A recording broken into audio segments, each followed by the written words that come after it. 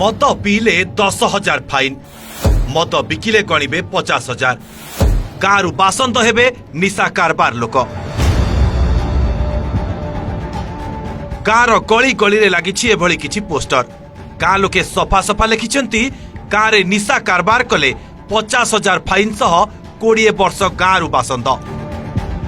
खाली सेतिकी नुहे, पुणी निशा कारबार संपर्क रे जी सूचना देबे तांकु 10,000 टंका पुरस्कार देबे ग्रामवासी। हाँ बेसी मन पियो सब बर्बाद ही जो सब तू बंद करा हुसे ऐसा फैन करमु पीबाटा निसे ना पूरा बंद केन बिगले ताके गानु बाहर। हमर गारे अत्याचार ही थला मत पी छुआ माने भी पिउथिले, स्कूलिया पिला माने भी पिउथिले। सेतिर लागि 3 खणगा बसी करी बिकु के आर जदी बिकबा बेले 50,000 टंका फाइन होछे। आर जेन पिउथिबा देखु के हमें 10,000 देमु, पिउ के 25,000 करी करा हिसे हमर गाने।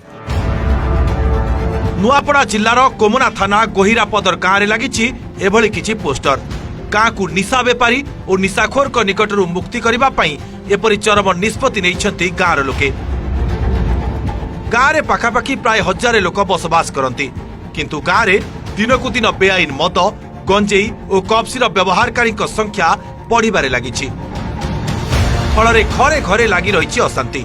तेणु गाँ लोके बैठक करी एही चरम निष्पत्ति नेबाकू बाध्य होइछंती। तेबे गाँ लोकंक एही उद्यम को नुआपड़ा जिल्लापाल बेस प्रशंसा करिसेंती। यह एक शुभंकर खबर जेहेतु लोक मैंने सचेतन होती बेआईन मद दुकान एवं दुकानी विरोध करुँच एवं से जिलापाल पाखक आम चढ़ऊ करुचु जिते पारू आम चढ़ऊ करूँ जो जोटी खबर आसूची सांगे सांगे तत्क्षणात आम तार चढ़ऊ करुचु एवं नियमित चढ़ऊ भी चली।